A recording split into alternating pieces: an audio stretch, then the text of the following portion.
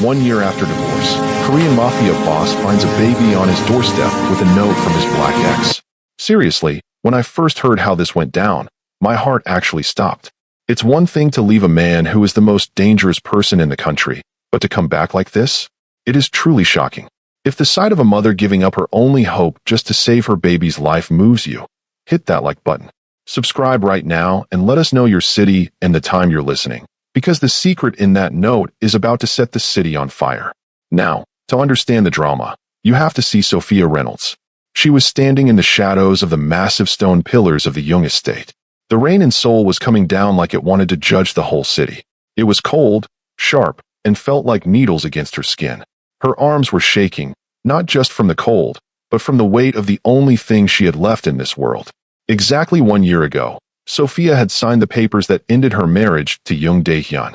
She walked away from the man she loved, the Dragon of Seoul, thinking she was finally free. She looked down at the small bundle in her arms. Little Seo-jun was fast asleep. He had his father's nose in her eyes. He was a perfect, tragic blend of two worlds that were never supposed to touch. She thought she could hide him. She thought she could raise him in some quiet corner of the world where the name Jung didn't mean blood. But she was wrong. The shadows always find you. About 12 hours ago, everything fell apart. Sophia was leaving a clinic in Incheon when she saw a black sedan with tinted windows. No matter how many turns she took, they were there. Then the burner phone in her pocket buzzed. It was a voice that sounded like cold gravel. It was the leader of the Iron Lotus, the man who had been hunting her for months. "We know where the boy is, Sophia," he said.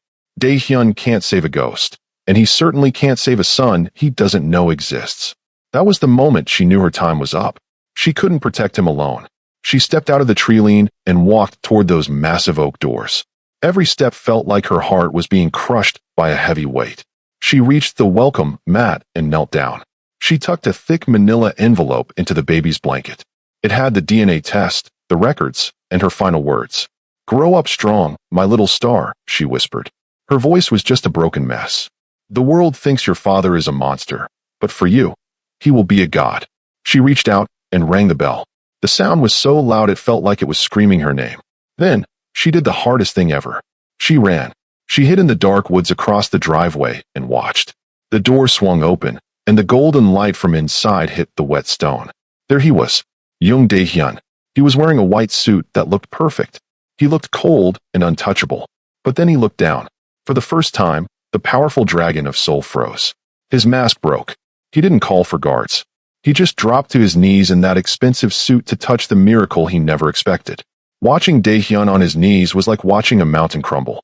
This was a man who had never shown a single drop of emotion in public. Yet there he was, reaching out with fingers that wouldn't stop shaking. He picked up the bundle so carefully, as if the baby were made of thin glass. Then he saw the manila envelope.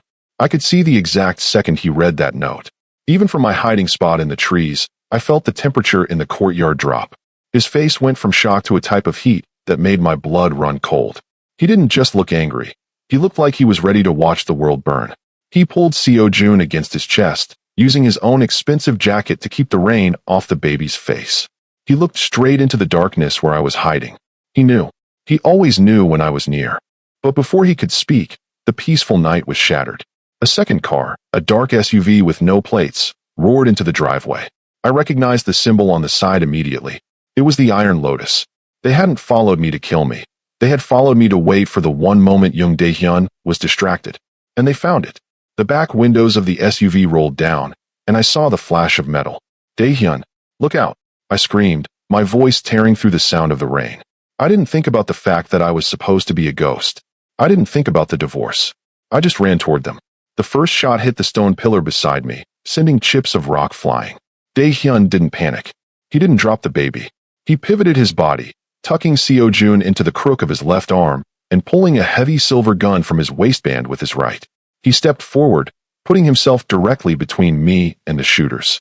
He was a living shield. He started firing back with a speed that was terrifying. Every shot he took was steady and calculated. I felt a hot, sharp pain across my shoulder as a bullet grazed me, spinning me around, but I kept moving until I hit the porch. "Get inside the house, Sophia. Now," Dae-hyun roared.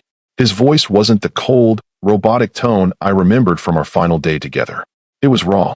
It was the voice of a man who had finally found something worth fighting for. I scrambled past him into the foyer, my heart hammering against my ribs like a trapped bird. The sound of his security team swarming the yard was like a wave of thunder. Bullets were flying, glass was shattering, and the baby started to cry. A sharp, high sound that made Dae-hyun's eyes turn into something not human. He stayed on that porch until the SUV was a smoking wreck at the end of the gate. He didn't care about the danger to himself. When the shooting finally stopped, he walked into the house and kicked the door shut with his boot. The locks clicked into place, one after another, sealing us in. He stood there, his white suit ruined and stained with blood, looking at me with an intensity that made me want to hide and run to him all at once. He walked over to a plush chair and gently laid our son down before turning his full attention to the blood soaking through my sleeve. He didn't say he missed me. He didn't ask where I'd been. He just grabbed my arm, his grip possessive and firm. "You're hurt," he whispered, his eyes scanning my face as if he were memorizing every inch. The dragon was back, and this time, he wasn't letting go. The heavy steel gates of the Jung estate didn't just close. They sealed us into a world where the rest of Seoul no longer existed. Within seconds, the entire property was crawling with men in black suits, their movements silent and efficient. Dae-hyun didn't wait for his medical staff. He carried me into a private study that smelled of old leather and expensive scotch, placing me gently on a velvet sofa. The room was dim, lit only by the soft glow of a desk lamp. He moved with a focused, quiet intensity that was honestly more intimidating than the gunfire outside. He grabbed a first aid kit, his movements steady as he began to cut away the ruined silk of my sleeve. Before we go any further, I have to ask, if the way he stepped in front of those bullets for her moved you, hit that like button right now. Subscribe to the channel and tell us your city and the current time where you are listening. Seriously, stay tuned, because what he's about to reveal about those divorce papers is going to change every single thing you thought you knew about this man. The room was so quiet I could hear the rhythmic ticking of a clock on the wall and the frantic thudding of my own heart. Dae-hyun's face was a mask of concentration. He didn't look at my face. He focused entirely on the graze on my shoulder. His fingers were warm against my skin, a sharp contrast to the freezing rain still dripping from my hair. He cleaned the wound with a clinical precision, his touch surprisingly light for a man who made his living through violence. He didn't ask why I came back. He didn't ask about the baby yet. He just worked. "You should have stayed in the car," he said finally. His voice was a low rumble that vibrated in the small space between us. It wasn't a scold, it was an observation. "I couldn't let them hurt you," I whispered. My voice felt thin and fragile. "They were going to kill you, Dae-hyun, and they were going to take Seo-jun." He stopped then. He looked up, his dark eyes locking onto mine with a level of intensity that made me want to look away, but I couldn't. "Nobody takes what is mine, Sophia. Not then, and not now." He reached into the pocket of his ruined white suit and pulled out the manila envelope I had left on the porch. He didn't open it. He just held it, his grip so tight his skin was pulled taut. "I signed those papers," I said, trying to find some ground to stand on. "I left because you told me I was a distraction. I lived in fear for a year because you said you didn't want us." Dae-hyun stood up, moving to a heavy safe behind his desk. He punched in a code and pulled out a single sheet of paper. He walked back and dropped it into my lap. I looked down, my breath catching in my throat. It was the original divorce decree I had signed a year ago, but the section for his signature was blank. It wasn't signed, untouched. "I never filed them, Sophia," he said, his voice dropping to a dangerous, low octave. "I let you believe you were free so the Iron Lotus would stop looking for a target. I made myself look like a monster so you would run far enough away to be safe. But I never let you go. You were never my ex. You were always my wife." The room felt like it was spinning. All that time I spent hating him. All those nights I spent crying alone in that small apartment in Incheon. He had been keeping this secret. He had let me live in pain just to keep me alive. It was the most beautiful and most messed up thing anyone had ever done for me. He knelt back down, his hand coming up to trace the line of my jaw. "The sanctuary is back in place now," he murmured. "And this time, the only way out of these gates is over my dead body." Waking up in that massive bed felt like a dream I wasn't supposed to have. The sheets were the same high thread count silk I remembered, smelling faintly of the sandalwood soap Dae-hyun always used. For a split second, I forgot about the black sedan, the gunshots, and the blood on the porch. But then the weight of reality hit me. I sat up, my shoulder throbbing with a dull ache, and looked toward the corner of the room. A hand-carved wooden crib had been moved into the master suite while I was sleeping. Dae-hyun was there. He hadn't changed out of his clothes, though he had removed his jacket. He was sitting in a high-back chair right next to the crib, his long legs crossed at the ankles. He wasn't sleeping. He was just watching Seo-jun breathe. The morning sun was starting to peek through the heavy curtains, casting a pale light over his sharp features. He looked exhausted, but he also looked like a man who had finally found his missing piece. Seeing this feared mafia boss, a man who could end a life without blinking, sitting in total silence just to guard a sleeping infant was the most controversial thing I had ever seen. "He has your spirit," Dae-hyun said, not taking his eyes off our son. He didn't cry once after the guards took him. He just watched them, like he was waiting for the right moment to strike. "He's a baby, Dae-hyun," I said softly, swinging my legs over the side of the bed. He wasn't looking for a moment to strike. He was probably just terrified. Dae-hyun finally looked at me.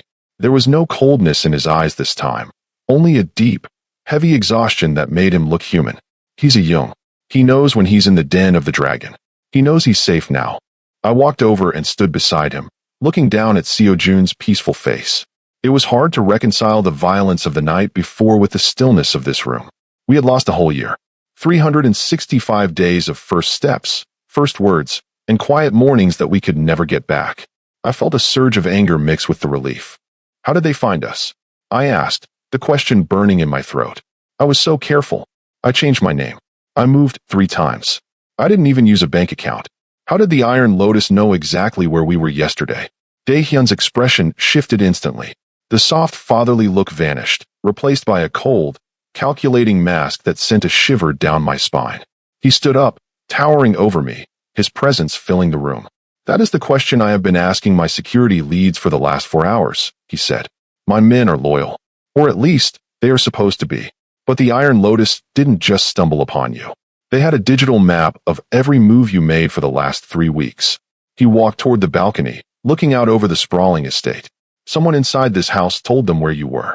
Someone I trust has been feeding information to the very people who tried to kill my son on my own doorstep." The realization hit me like a physical blow. The fortress wasn't as safe as it looked. We were trapped inside with a snake, and Dae-hyun knew it. He turned back to me, his eyes hard. "I will find them, Sophia. And when I do, I will ensure they regret the day they were born. Until then, you do not leave this room. You do not talk to anyone but me. Is that understood?" It wasn't a request. It was a command. The silent vigil had turned into a hunt. The atmosphere in the grand dining hall was thick enough to choke a person. This wasn't a family dinner. It was a trial. I sat there, my spine straight, holding Seo-jun. Across from us sat the 7 elders of the Jung Syndicate. They didn't see a mother and her child. They saw a problem. They saw a woman who didn't fit their image of a mafia queen.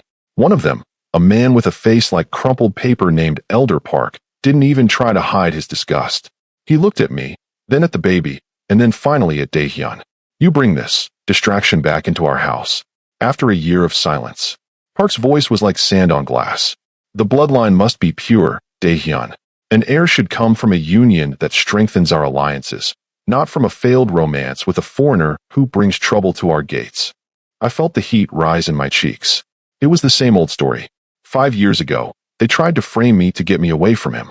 Now, even with his son in my arms, they were still trying to delete me. But I didn't look down. I didn't cry.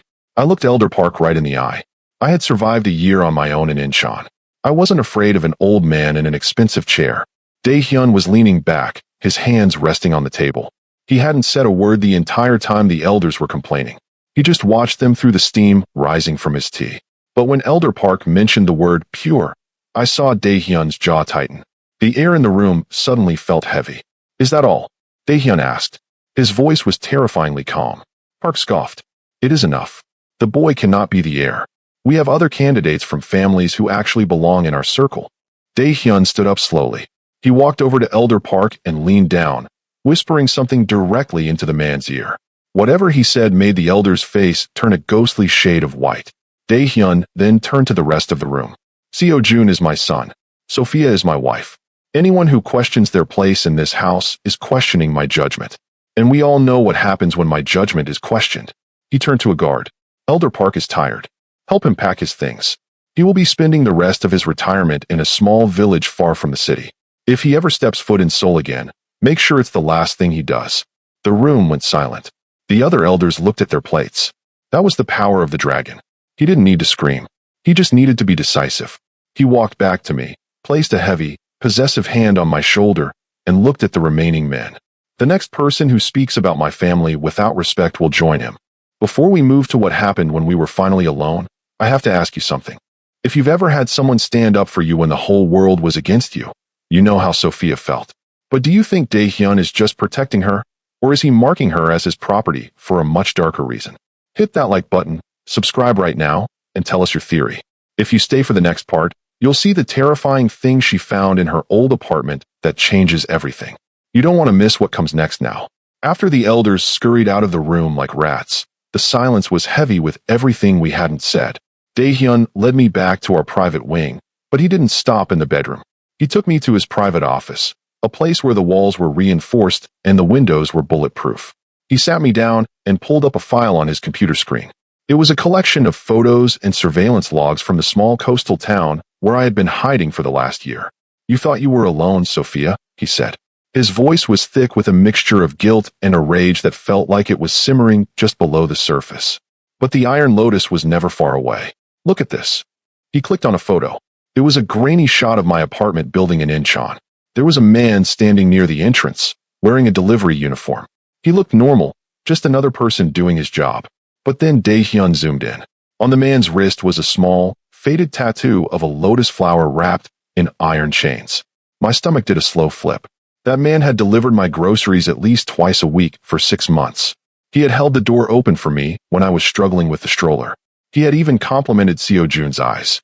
"He was there the whole time," I whispered. The realization that I had invited a predator so close to my son made me feel physically sick. I thought I was being so careful. I thought I was protecting him. Daehyun walked over and knelt in front of me, taking both of my hands in his. His grip was so strong it was almost painful, but it was the only thing keeping me from shaking apart. "It wasn't your fault. They are experts at being invisible, but they made a mistake. They thought I wouldn't find out who sent him." He stood up and paced the room, his movements like a caged tiger. That man was working for a commander in the Iron Lotus who has a personal obsession with this family. He wasn't just watching you. He was waiting for the moment I finally broke and came for you. They wanted to use you as the ultimate bait. I saw the tension in his hands under the dim light, his fingers clenched into tight balls. He looked like he wanted to go out and destroy the city right then and there. But instead, he stopped and looked at me. "From this second on, your life changes. I'm not just putting guards at the door. I'm giving you a shadow." He pressed a button on his desk, and the door opened. 2 men walked in. They didn't look like the usual Mafia soldiers. They were leaner, their eyes moving constantly, scanning the room for threats. "This is Minho and Young-soo," Daehyun said. "They're the best I have. They don't report to the syndicate elders. They don't report to my father. They report only to me. Their only job is to ensure that no one, not even a delivery man, gets within 10 feet of you or our son without my permission." It felt like a cage. A beautiful, expensive, gilded cage. But after seeing that photo of the man with the tattoo, I didn't care. I didn't want freedom if it meant being a target. I looked at the 2 men and then back at Daehyun. "Is this how it's going to be? We just live in hiding forever?" Daehyun walked over and pressed his forehead against mine. I could smell the scent of his cologne, that familiar mix of expensive wood and a hint of steel. "No," he said, his voice dropping to that dangerous octave again. "We aren't hiding. We are preparing. Because before the month is over, there won't be an Iron Lotus left to watch you." I knew he meant it. Most people think the most dangerous part of being a Mafia wife is the bullets, but they're wrong. It's the dinner parties. That night, the air in the dining room was so heavy it felt like breathing through a thick blanket. Daehyun had called his 5 top lieutenants to the estate. On the surface, it was a celebration of my return and the safety of the air. But I knew Daehyun better than anyone. He didn't do celebrations. He did traps. He sat at the head of the table, looking like a king from a dark story, his eyes moving slowly from one man to the next. I sat to his right, holding a glass of water, my hand steady even though my heart was racing. I was watching every face, every movement, and every nervous twitch. Among the 5 men was Captain Han, the head of outer security. He was the one who was supposed to be watching the gates the night the SUV attacked. He sat there eating his steak as if nothing was wrong, but I noticed something. On his wrist was a new watch. It was a rare, custom piece with a small, subtle engraving on the side. My legal mind kicked in. I had seen that exact design in the evidence files during my internship 5 years ago. It was a gift given only to high-ranking members of the Iron Lotus as a reward for loyalty. My blood turned to ice. The traitor wasn't just in the house. He was sitting 3 feet away from us, laughing at a joke one of the other men made. I looked at Dae-hyun, wondering if he saw it too. He didn't say anything. He just reached over and placed his hand on top of mine. His skin was warm, but his expression stayed as hard as a rock. He started talking about the security breach, his voice low and casual. He was baiting them, waiting for someone to slip up. He even mentioned that I had found a lead in the Incheon files. I saw Captain Han's hand pause for a split second. It was enough. The dragon protects his own, but the greatest danger is already inside the house. This brings us to a huge question that everyone is asking. Do you think Dae-hyun's intentions are pure, or is he using Sophia as bait to catch this traitor? Is he putting her life on the line just to win a war? Hit that like button and subscribe right now if you want to see how this ends. Seriously, comment your theories below, because what happens next is a total game changer. I watched as Dae-hyun leaned in closer to Captain Han. He wasn't being aggressive. He was being friendly, which was much more terrifying. He poured Han more wine and asked him about his family. It was a psychological game, a slow torture designed to make the man break. I realized then that Dae-hyun wasn't just protecting us. He was using our presence to force the snake out of the grass. The tension in that room was so high I thought the windows might shatter. Every time Captain Han laughed, I felt a shiver of fear. He was a killer, and he was sitting right there. But then I looked at Dae-hyun again. I saw the way he was watching me. It wasn't the look of a man using a tool. It was the look of a man who would burn the entire city down if a single hair on my head was touched. He was playing a dangerous game, yes, but he was doing it with a precision that was almost beautiful to watch. He knew exactly what he was doing. He was letting the traitor think he was winning, right up until the moment he decided to strike. It was a silent war happening over expensive wine and fine china. I knew that by the time the sun came up, one of the men at this table wouldn't be breathing. And for the first time in my life, I wasn't afraid. I was ready for the fire. I was ready to see the dragon take what belonged to him. He whispered to me to stay calm and keep drinking my water. He promised that the night would end in justice. I trusted him. I had to believe in us. The best way to destroy an enemy isn't with a gun. It's by taking away everything they think they own in front of everyone they know. 3 days after that dinner, Dae-hyun told me to get dressed. He didn't ask. He just had a gold silk gown delivered to my room. We were going to the National Arts Gala.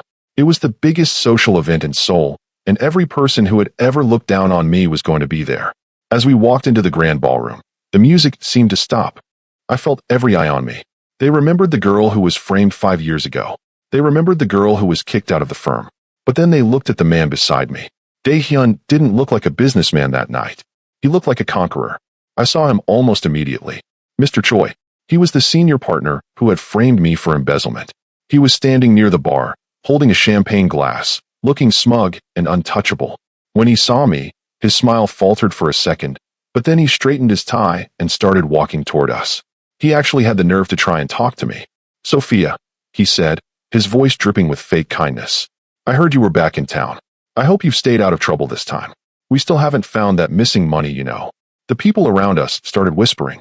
It was a public humiliation, exactly what he had done to me years ago. I felt my stomach drop, that old feeling of being small and powerless trying to crawl back up my throat. But before I could even open my mouth, I felt a heavy, warm hand on the small of my back. Dae-hyun stepped forward, moving so close to Choi that the older man had to take a step back. Dae-hyun didn't raise his voice. He didn't cause a scene. He just looked at Choi with eyes that were as cold as a winter night in the mountains. Mr. Choi, Dae-hyun said, his voice a low, melodic rumble that carried through the silence. I think you have a short memory. This woman is my wife. Every word you speak to her is a word you speak to me. And I don't like your tone. Choi tried to laugh it off. Dae-hyun, surely you don't know her history. She's a thief. She nearly ruined our firm's reputation. Dae-hyun leaned in closer, his hand tightening on my back in a possessive grip. The only thieves in that firm are the ones I am currently buying out. By tomorrow morning, I will own 60% of your shares. And the first thing I'm going to do as the new owner is turn over your private ledgers to the authorities. Choi's face went pale. He looked like he was about to faint. Dae-hyun didn't stop there. He turned to the crowd, his hand never leaving me. This woman is the mother of the young heir. If you breathe the same air as her again, I will ensure it is the last breath you ever take. Does everyone understand? The silence that followed was absolute. It was the most public, most brutal claim I had ever witnessed. He wasn't just protecting my body. He was protecting my name. He led me away from the crowd, his presence like a wall of fire between me and the world. For the first time in 5 years, I didn't feel like a victim. I felt like a queen. But as we walked toward the exit, I saw a familiar man standing in the corner. It was the man with the lotus tattoo. The war wasn't over. It was just getting started. Sometimes the person who hurts you the most is actually the only one trying to save your life. That night, after the gala, the high of the victory faded fast. I was back in our room, but I couldn't stop thinking about the day he handed me those papers. I remembered the woman standing in his office, the one he let me see. She was beautiful, and she looked like she belonged in his world. I had lived with that image in my head for a whole year. It was a poison that made the loneliness even worse. I found Dae-hyun on the balcony, looking out at the city lights. I didn't wait. I asked him right then. I asked him who she was and why he had to make me feel so small just to get rid of me. He didn't turn around at first. He just stood there, his back to me like a wall. Then he finally spoke. His voice was so quiet it was almost a whisper. He told me her name was Agent Kim. She was a professional, someone he hired to play a role. He never touched her. He never even looked at her when I wasn't in the room. He staged the whole thing. He made sure I walked in at the perfect time because he knew that if I thought he was just protecting me, I would never leave his side. He knew I was too stubborn to run unless I hated him. He had to become the villain in my story so I wouldn't end up a victim in his war. I felt like the air had been sucked out of the room. All that pain, all that anger I carried, it was based on a lie that he told out of love. It was the ultimate sacrifice, and it was the most cruel thing he had ever done.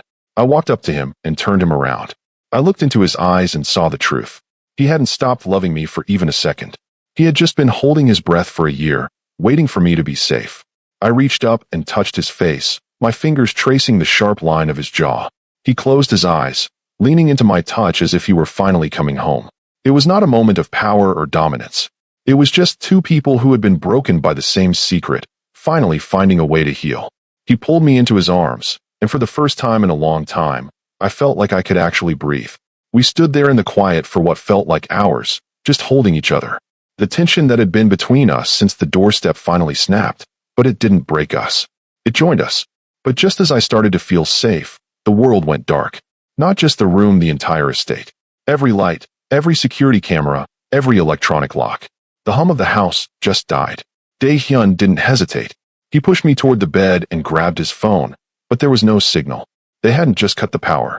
They had jammed every frequency. The Iron Lotus hadn't just found us, they had shut us down. In the total blackness, I heard the sound of a window breaking somewhere downstairs. The siege had officially started, and we were trapped in the dark with no way to call for help. The hunt was on. I held my breath and waited for the first scream of many that would likely follow in the coming minutes of this long and painful night of true terror and desperate survival for us all. My son was the target, but Dae-hyun was the one they had to get past if they wanted to touch a single hair on him. Have you ever been in a room so dark you couldn't even see your own hand in front of your face? That was our reality. The estate was a high-tech fortress, but without power, it was just a giant stone cage. I didn't wait for Dae-hyun to tell me what to do. I scrambled across the floor, my heart pounding against my ribs, until I felt the edge of the crib. I grabbed Seo-jun, pulling him against my chest. He didn't even wake up, but I could feel his little heart beating fast. Dae-hyun was suddenly behind me, his hand steady on my shoulder. He didn't say a word, but I could feel the change in his energy. He wasn't the man who had just been holding me a minute ago. He was the dragon now. He guided me through the hallway, moving with a supernatural confidence even in the pitch black. We reached the heavy oak paneling in his study, and he pressed a hidden catch. A small section of the wall slid open to reveal the panic room. It had its own independent power supply, and as the heavy door opened, a dim red light spilled out. It looked like a scene from a movie, but the danger was very real. He pushed me inside and looked at me one last time. His eyes were cold and focused. "Do not open this door for anyone but me," he said. "If you hear shooting, do not come out. If you hear someone calling your name, stay silent." I tried to grab his arm, to pull him inside with us, but he stepped back. He had to stay out there.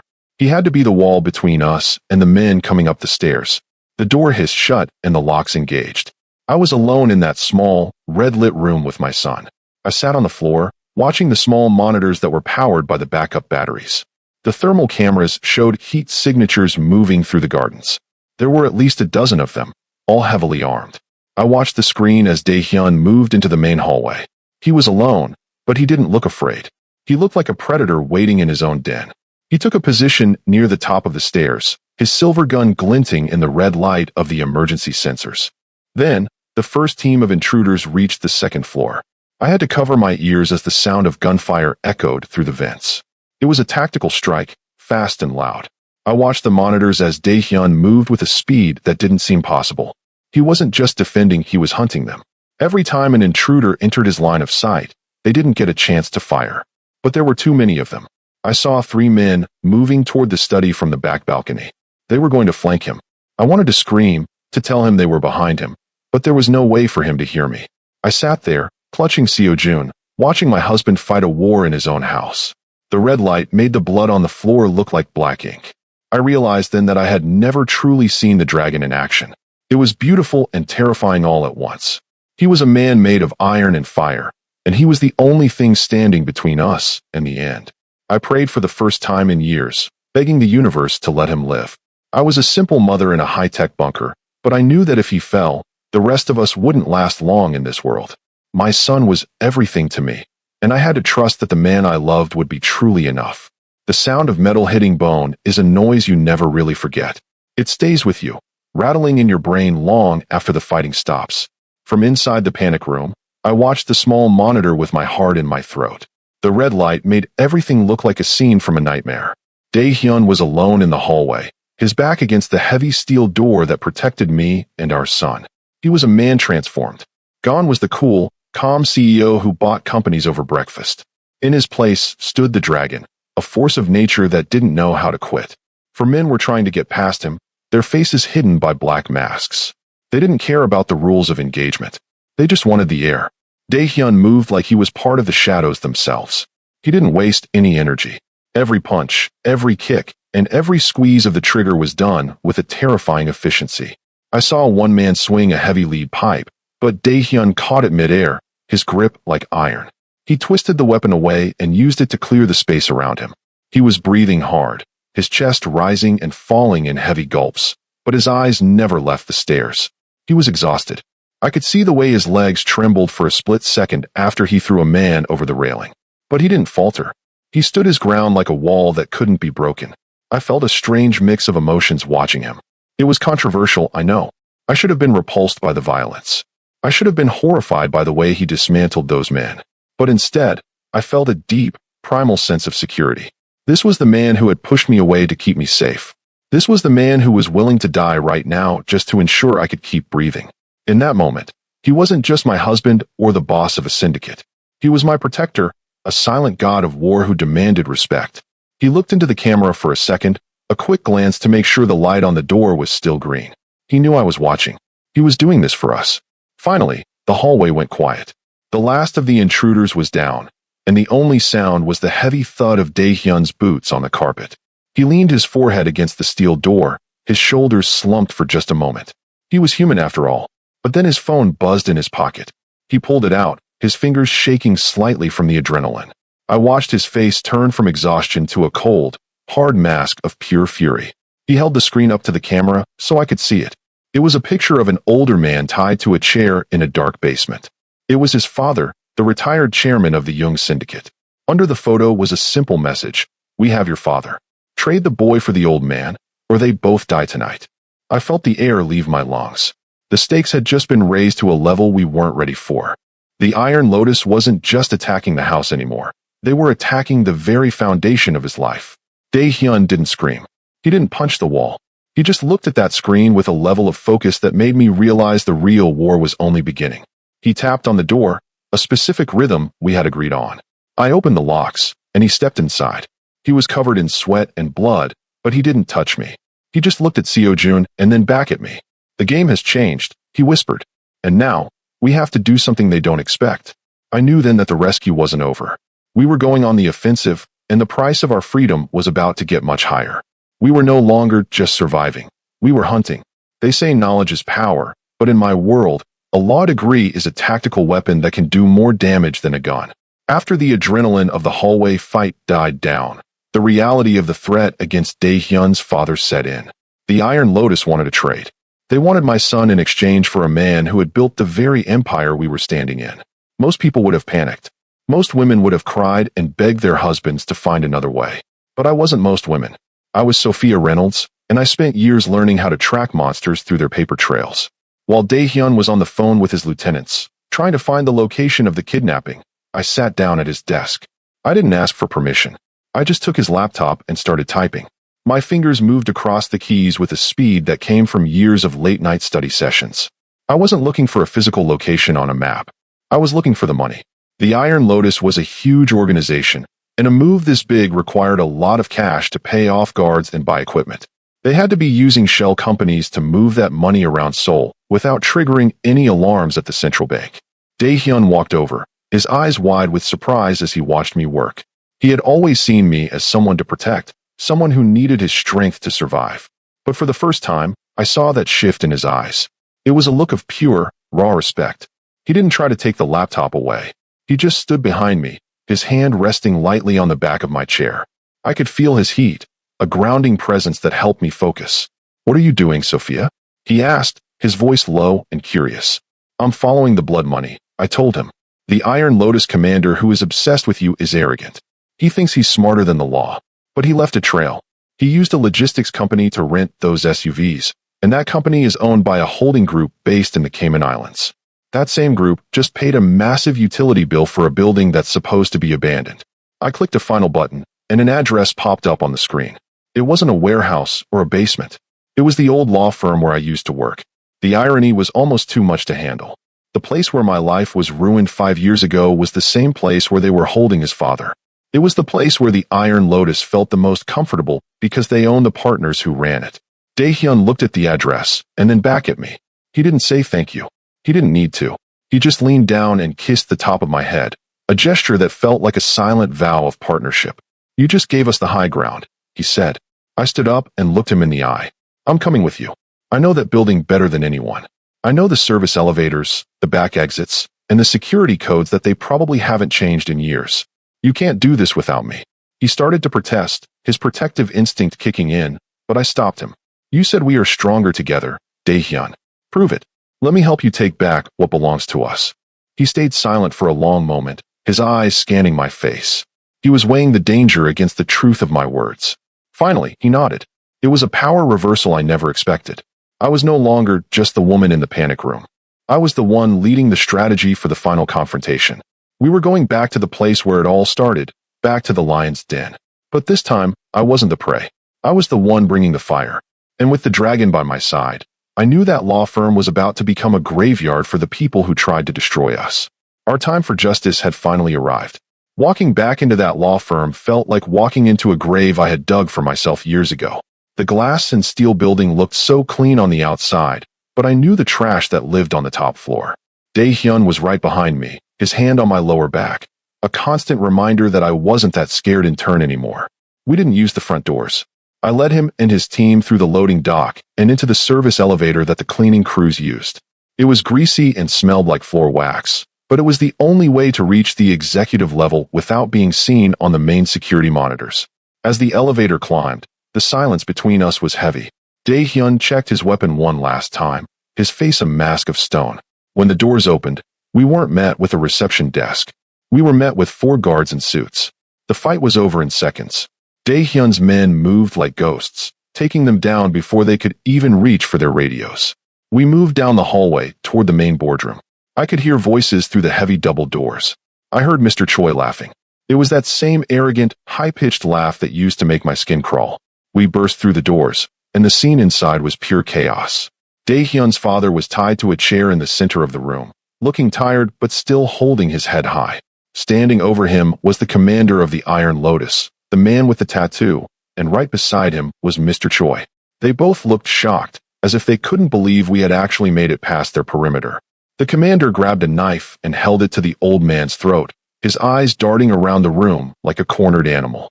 "One more step and the chairman dies," he screamed. Dae-hyun didn't stop. He walked right to the center of the room, his gun leveled at the commander's chest. The air was so tight I thought I would choke on it. This was the moment everything we had fought for came down to a single choice. The moment of truth has arrived. Justice is a blade, and tonight, it's in Sophia's hands. Stay until the end to see the dragon's final vow. Subscribe and hit that like button because you do not want to miss the choice she makes next. It is the most controversial part of our entire story. Dae-hyun didn't fire. He looked at me, then back at Choi. He reached into his waistband and pulled out a second handgun, a smaller one with a pearl grip. He held it out to me, his eyes never leaving the enemy. He's the one who took your life, Sophia, he said. He's the one who made you a ghost for 5 years. He's the one who tried to steal our son's future. The law won't give you what you need tonight. I will. Choi started shaking. He actually fell to his knees, begging for mercy, blaming the Iron Lotus, blaming the firm, blaming everyone but himself. He looked pathetic. I took the gun from Dae-hyun's hand. It felt heavy, cold, and real. I looked at the man who had ruined me and realized I didn't feel anger anymore. I felt nothing but a cold, hard clarity. I wasn't a victim. I was the wife of the dragon. I walked up to Choi and placed the barrel of the gun against his forehead. The commander tried to move, but Dae-hyun's men were faster, pinning him to the floor. I watched Choi cry, his tears hitting the expensive carpet. I thought about the year of loneliness. I thought about the rain in Seoul that night I left Seojun on the doorstep. I thought about every unfair thing that had happened to me because of this man's greed. You told me I was nothing, I whispered. You told me no one would ever believe me. I didn't pull the trigger. Instead, I shoved the gun into his mouth, making him gag on the cold metal. I'm not going to kill you, Choi, I said. That would be too easy. I'm going to make sure you live a very long life in a very small cell where everyone knows you're a rat. I handed the gun back to Dae-hyun. I had won. I didn't need to be a killer to get my justice. I just needed to show him who was really in charge. Dae-hyun pulled me against his chest, his heart beating a steady, proud rhythm against my ear. The rescue was finally complete, and the claim was now written in the blood of our enemies. We were finally whole again and ready. The fallout was like a bomb going off in the middle of Seoul's elite. By the time the sun started to rise, the Iron Lotus didn't exist anymore. Dae-hyun's men moved through the city with a clinical speed, shutting down every warehouse, every office, and every bank account that smelled like the syndicate. It wasn't just a fight, it was a total purge. While the city was waking up, we were still in that boardroom. Choi was sat at the long mahogany table, his hands shaking so much he could barely hold the pen. Dae-hyun stood behind him like a shadow that wouldn't leave. In front of Choi were the confessions. I had drafted them myself on the drive over. They detailed every bribe, every frame-up, and every illegal deal the firm had ever made. Choi signed them all. He didn't have a choice. The alternative was a one-way trip to the docks, and he knew it. As the last signature was dried, I felt a weight lift off my shoulders that I had been carrying for 5 long years. I wasn't a fugitive. I wasn't a thief. I was finally, legally, Sophia Reynolds again. My reputation was back, but it felt different now. I didn't care about the approval of those men anymore. I had found a power that was much deeper than a law degree. We took the chairman back to the estate. The old man was quiet during the ride, but when we got inside, he did something I never expected. He walked over to me, took my hand in his, and bowed his head. It was a sign of total respect from the man who had built the Jung Empire. You saved this family tonight, he said. My son was right to never let you go. You are the heart of the dragon. I looked at Dae-hyun, and for the first time, I saw a tear in his eye. He had spent his whole life trying to earn his father's respect, but I was the one who had finally secured it for both of us. The healing started that morning. We spent the day in the gardens, just the 3 of us. Seojun was crawling on the grass, chasing a golden butterfly, while we watched from the patio. The danger wasn't gone forever. In our world, it never is. But the immediate threat was dead and buried. Dae-hyun stayed close to me, his hand always touching mine or resting on my shoulder. He was still marking his territory, but it didn't feel like a cage anymore. It felt like a promise. We talked about the future, about how we would raise our son to be strong but fair. We talked about the year we lost, and how we were going to make up for every second of it. As the evening light turned the sky a soft shade of orange, I realized that justice isn't always about a court of law. Sometimes, it's about standing in the wreckage of your enemies' lives and knowing you survived. It's about having the person you love look at you like you're the most precious thing in the world. I wasn't the scared intern anymore, and I wasn't the lonely mother in Incheon. I was home. The law of the dragon had spoken, and it said that we belonged together. This was the peace we had earned through fire and blood. It was a beautiful, quiet victory for a family that was never supposed to exist. We were truly strong, happy, and finally at peace in our own kingdom of love today. The final claim of a mafia boss isn't about a white dress or a church full of people who don't even like you. It's a silent, blood-soaked promise that you will never have to stand in the rain alone again. As the sun began to set over Seoul, painting the sky in deep purples and golds, I stood on the main balcony of the estate. I wasn't the woman who had stood trembling in the shadows a few nights ago. That version of Sophia Reynolds was gone. In her place was a woman who knew exactly where she belonged. Dae-hyun walked out to join me, his footsteps heavy and sure on the stone floor. He had changed into a dark black suit, looking every bit the king of the city. He didn't say anything at first. He just stood beside me, our shoulders touching, watching the city lights begin to flicker on below us. For the first time in a year, the judge-like reign of Seoul didn't matter. The only thing that mattered was the heat of the man beside me and the knowledge that the dragon was finally home. He reached into his pocket and pulled out a small velvet box. He didn't get down on one knee. That wasn't his style. He took my hand, his fingers warm and steady against mine. Inside the box was a ring, but it wasn't a diamond. It was a heavy gold band with a custom-carved black stone, the Jung Syndicate seal. It was the mark of the family, the symbol of the dragon. By putting this on my finger, he wasn't just asking me to be his wife. He was making me his equal in every way that mattered in this dangerous world. He was giving me the power to rule beside him. "You were never my distraction, Sophia," he murmured, his voice dropping to that low, melodic rumble that always made my heart skip. "You were my destination. Every move I made, every lie I told, was just to get back to this moment."